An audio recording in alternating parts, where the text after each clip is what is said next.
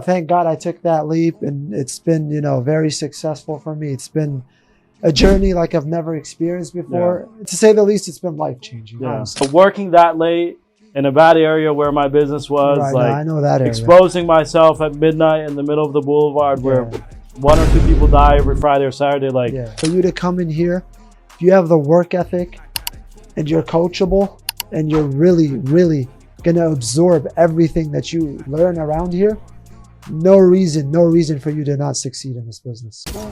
Keep going, keep going.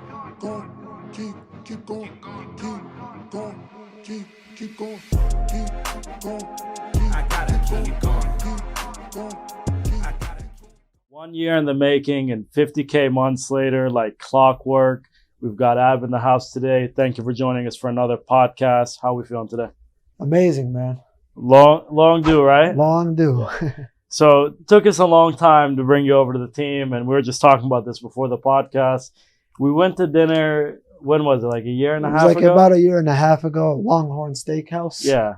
And you ended up getting into another business venture, right? Yes. What was it about that time that just wasn't right?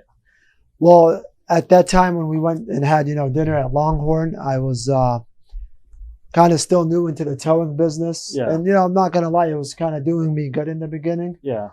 But I hearing, the outside noise about, how, this could be a pyramid scheme or anything like that. So I kind of let the noise get to me at first. So I was like, let me see how this towing business is going to go for me. And, towing business went down, and, I've seen all the success. Yeah. New agents were coming in and seeing at the Playbook Agency. And I said to myself, if they're doing it, why can't I do it? Yeah. So fast forward a year and a half, man, here we are today. 50K months like 50K clockwork, months, right? Yeah. So me and you both have a background in different ventures, entrepreneurs.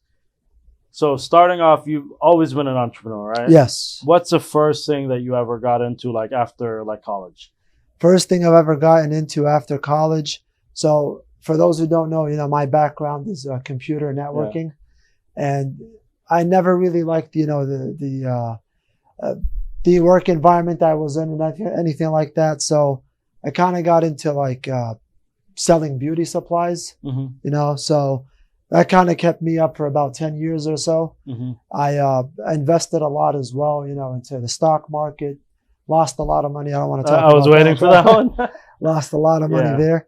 But yeah, like I said, man, the goal here, is to kind of just, keep pushing, if you have a work ethic and, your mindset is right, man, anything is possible. Yeah. So when I first met you, I remember you were doing like, you used to have a headset on. When I first met you, what was the first thing that you did? I had met you, like when you had met me, I was working for a Evolve IP. It's a computer networking company. Yeah. And I worked in a call center.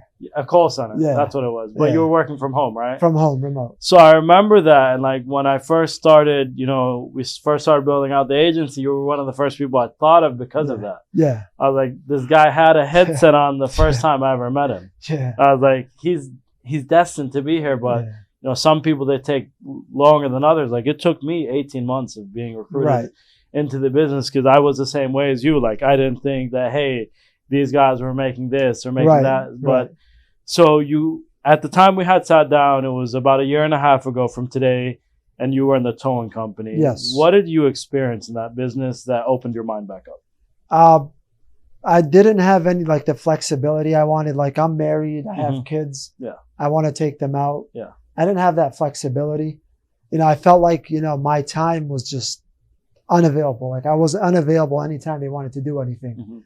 And that bothered me a lot because, I have kids that want to experience life. They want to go out, and at the end of it, it was like, I've got to take this leap, and thank God I took that leap, and it's been, very successful for me. It's been a journey like I've never experienced before. To say the least, it's been life-changing, honestly. It's amazing. It's amazing how quickly you can come in here and, start making money, immediately if your mentality is right.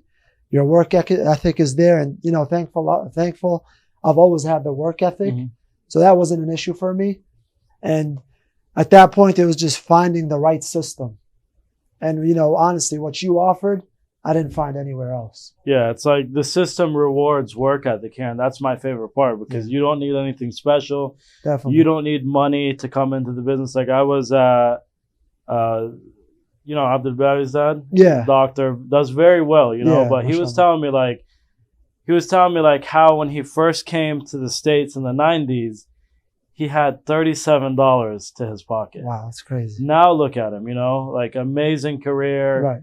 beautiful house, beautiful family. Yeah. Very, very great person in general. Yeah. If you've talked to him or seen him here in the office, like I've seen his son Yeah. around. Seems like a genuine guy. very Yeah. genuine guy, very good relationship with him. Talked to him like 15 minutes the other day, but like it just tells you, man, it's like the people that go through the adversity are the ones that end up doing something special in 100%. business. Yeah. So that tone company, you were there for how long? I had it for about 11 months. Mm-hmm. And it was actually a year and 1 month to be exact. And I'm not going to lie to you. The first 3 months, it did me good. Yeah. But it just wasn't for me, Ronnie. It Mhm. was just, you know, I was on call 24/7, working 7 days a week. You know, if I got a call at 3 o'clock in the morning, I had to take it. You know, I Yeah. had no other choice. Everything was going well for me until, you know, one of the bigger companies came along from Chicago, and they kind of took over the contracting with the company I was working with, third-party vendor. And to be honest, my businesses went downhill after that. I went from making, you know, a K a day to give or take to pretty much barely breaking even. Yeah. And that's not the life I wanted to put my kids and my wife through. Yeah. And like I said, for a whole year, the Playbook Agency was in the back of my head. Yeah. I just needed to see other people's success to take that leap. What was it that day that it finally clicked and was like, hey, I'm calling this guy back. Like that's it. It's enough. To be honest, I was on a call on the 95, Uh-huh. and I almost got ran over by a cargo van. Sheesh. I was on top of a bridge. And I was like, you know what, man, this isn't for me. I can't do this no more. This is the day I called you and I said, I'm ready to get started. Yeah. I didn't even care about that. I had a $130,000 tow truck. I didn't even care about it. Yeah. I sold it down the line, and probably like 2 months into this business, I sold it, lost about 55K. Yeah. I don't want to talk about that. Yeah. But thankfully, man, this has been life-changing for me. And that's something I can relate to, bro, too, because like when I was in the restaurant industry, we went through COVID 9 months without making money Yeah. and just being able to barely pay the bills. And I had the same thing. Like I was going home late one night and got into an accident. Yeah. It was like 11:30 at night. I'm not sure if you heard about it, but like 2 people died in the accident. Oh, man, no. After I got home that night, I was like, that's it. I'm done. Yeah. Like I'm not making money and I almost lost my life getting home at 11:30 at night. Like Yeah. it hits you. It's like, what the heck am I doing? You know? Yeah. So I had been watching at the same as you for like 18 months and I was like, that's it. Like this is God's sign. Tell me that I shouldn't be working home, working that late in a bad area where my business was. Right, like no, I know that area. exposing myself at midnight in the middle of the boulevard where Yeah. 1 or 2 people die every Friday or Saturday. Like that was it. But it's the same thing as you. Like you were crossing the bridge, almost got hit by. Yeah. It wakes you up, you know. It wakes you up, and then about 3-4 months into my towing business, tried to expand when things were going well. So I also purchased a body shop, and man, I just my time was so tied up to the point where like my kids wanted to go like to Chuck E. Cheese and spend like an hour there. You couldn't. I'd come home so drained, like I Yeah. just didn't want to do anything. Yeah. And it kind of rubbed off a lot into the household. And I was like, that's it, man, I'm done. And I'm not gotta find something that allows me to control my time. Yeah. No cap on my income, most importantly. Mhm. And, you know, a brotherhood. Yeah. And this is exactly what the Playbook offers. Yeah. And that's something we can both relate to with kids. Like I know that feeling where you work hard, right? Yeah. And then you want to take them out and you can't Right. because you don't own the business owns you. Exactly. How did that feel like having to miss stuff that you wanted to be there for I because it wasn't up to you? I missed my son's 7th year birthday party. Yeah. And it killed me from the inside. Yeah. I was stuck late night with a customer who had an issue with one of his cars, and I couldn't leave. You know, as the owner, you have to be there, you know, which comes with, you know, owning a business. And, you know, I missed his birthday, and I get home and he's like, you know, birthday parties all over and everything. Yeah. He's like, Baba, you weren't here for my birthday party. Yeah.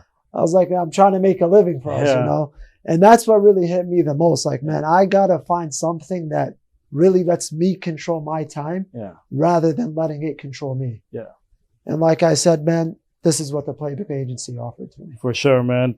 And obviously, since you've been with us now, it's been a couple months, you've come off to an explosive start. Not just a regular start, an explosive start. Slinging 50K months like clockwork, like literally top percent level. What is it that allowed you to come off to that type of start? First of all, I'd want to shout out Alamin, the biggest. The biggest. He welcomed me with open arms. And he said, you're going to sit in my office. Yeah. And we're going to get you right up to speed. And he's a man of his word. That's exactly what he did. Yeah. Without him, I feel like I would have eventually, got the hang of things. Yeah. But he cut that timing in half, man. Just joining the daily trainings that, the resources that the Playbook Agency offers, first of all, are unmatched. The trainings. Look, I can go, there's about 100 people in the office here. I can go ask every single one of them a question in regards to anything, and every one of them would be willing to help. That's a brotherhood you don't see anywhere else, to be honest. Like I said, first 3 weeks, man, I was driving my wife crazy with the script. What were you role playing with? I'd be in bed just sitting all night, just reading the script, and she'd be the customer, and she would be fighting objections and everything. So, like I said, man, if you think, reading the script over and over again, or if you think anything you're doing isn't changing, trust me, be patient. 1% better every day goes a long way. And that's the thing that new people miss. They think that they're going to come in the first week, second week. No. Like, you have to go through the training in the beginning. You have to go through the trenches. You have to get your teeth kicked in. You have to. You have to. There's you can't skip it. No shortcuts. Yeah. Now, you saw, now you're where you're at. What was it that just got you up to that speed? So, to be honest, the month of May, I IP'd 34,000. And then in June, I did 38K. And then I felt like I can kind of take my foot off the gas pedal a little bit. That's where I feel like I really messed up. So I don't want to say I got, what's that word I'm looking for? Complacent. But I just kind of stopped joining the Zoom, the training calls. Tried to stop joining, the meetings every Tuesday and Thursday. And I feel like, I wasn't bringing in the, I wasn't really, because, on those calls, top dogs are on there, so no matter how much you think you know something, there's always something that you're going to learn. Okay. And I feel like what really changed for me is I really just started taking these trainings way more serious. And that's when everything really clicked for me, honestly. You got to keep an open mind. And I still get on those trainings. I was on it this morning. I'm on every training. If you're on these trainings, there's no reason anybody shouldn't be on them. Yeah. And did you catch this morning? What's up? Did you catch someone? This morning, my 11-month-old daughter had a doctor's appointment I was with, so I couldn't. But I'll be on the Wednesday one for Kyle sure. Hansen was on the one today. He's a dog. Kyle Hansen. He's a dog. He's like a floor general, so he's cutthroat. And, he's just snapping out the whole time. It's so funny. Man. But now going back to you coming in without, telesales experience. No sales at all. What was the hardest transition about that process? Knowing how to talk to the client on the phone. When I was in a call center, it was all customer based, and it was older clients, customers I was dealing with that were not really tech savvy. So we kind of had to, how to talk to them. Our tonality had to be excited as to, here you kind of want to know how to match the client's tonality. If your client is a little aggressive, you want to kind of be aggressive, but in a nice way. You don't want to come off, disrespectful. So I feel like the first month here, really mastering your tonality is what will really be the game changer for you, honestly. Just mastering how to match that energy. Yes, how to match the client's energy. I've had clients that would answer the phone very rude, and when they seen, I was pretty much on the same page as they were, kind of brought them down, their guard down a little bit, and we became best buddies after the call ended. So it's really about mastering your tone, knowing, who it is that you're talking to across the line. Trust me, that'll take you a long ways, man. So you've been in the office since you started, but how was that shift of now, like you could be potentially interrupted by the family and the wife could say, hey, like, let's go here during the day. How has that shift been with now them knowing that, you're working on your schedule essentially, but not really, Well, like for 1 month in the business, my wife would call me like at 3 o'clock. Oh, you want to come eat? I just Lunch cooked or or lunch, or my son has a doctor's appointment. I need you to, come. I told her, listen, you're going to respect my schedule here. And I don't care what's going on in the house. As long as, nothing serious. Yeah. My wife knows from 10 to 7, actually not even 10, from 9 to like 8 o'clock in the evening. If it's nothing serious, like if the house isn't burning down, don't even call me. Yeah. And it took me a while to get her adapted to that, but she definitely respects it a lot more now. And now that she sees the money coming in too, No, she's definitely respecting it. He's really working, Yeah. And I tried to work from home a few days, but when you have kids, it's not easy, man. Yeah. Like they make it seem like you're not They're working. on top of you all day. day. And this is what it all comes back to here. The office here, man, the culture just pushes you, man, to be better every single day. Mm-hmm. There's the leaderboards, there's everything in here that's just going to keep you motivated to just keep going, man. Now, for when you were working at home, how clutch was it having that Zoom environment to where you could plug into it, whether you're in the office or at home, you're still connected? Man, it was a game changer for me, honestly. A lot of the new guys that come in, they want to dial off mute. Mm-hmm. I did that my first week, and man, that's probably the dumbest thing I ever did. Mm-hmm. I walk into the office one day and I was like, listen, man, if you're on Zoom, I need you off mute. I need to hear how what you're saying to these clients. And man, ever since then, every time I got into a presentation or anything like that, I was off mute. My video was on, and I wanted to make sure they heard every single thing I said. And, believe it or not, I thought I was right a lot of the times. Turned out I would be doing something wrong, whether it was asking for a social or for banking. It's just the way you ask for things. You might think of it as a little thing, but it goes a long way when it comes to how you ask for something on the phone. Yeah. And that helped me a lot, man. Those Zoom dials, the Zoom meetings, everything like that, man, is a blessing. For sure, 100%. That's my favorite part about the team, that yes, there's 5-6 offices scattered around the States, but whether you get on our Discord or you're in the office, you're instantly connected with 100%. You could get on Discord right now. I think there was 289 people live. 100%. Like, imagine how powerful that is, to where I can get on Discord and hop in your room, mute myself and listen to a top closer. It's amazing, man. Or hop into Omar's room and listen to the number one producer on the team. Like, it Omar's just changes the game. Omar is just a whole other animal. Yeah. This guy.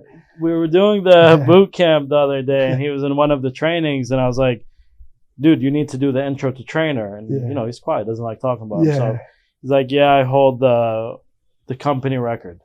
I was like, no. You hold the company record in 6 months and you shattered the one before. Yeah. And he's like, okay, I hold the company. I was like, and you hold the agency record for how it's like, but that just tells you, bro. It's like, such a humble guy, man. The guys that you see at the top, like, they're willing to help. Like you would, like you said, if anybody walked up to you in the office, you would help them. 100%. That's the type of environment that we have. Yes. How confident does that have you now that you're now starting to recruit? Listen, man, I know if I'm bringing a recruit on board, I know first and foremost, he's going to have all the resources he needs that are available to him. Whether it's from me, my upline, or anybody around. Like I said, we're all a family here, And now I know that I'm at that point, the point where I can teach others to sell at a high level.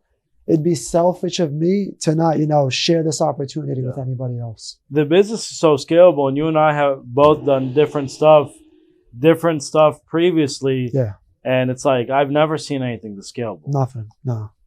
All it is work ethic leads. That's all it is. Have you seen anything like that? Never in imagined my life. Anything like that? I turned 33 today.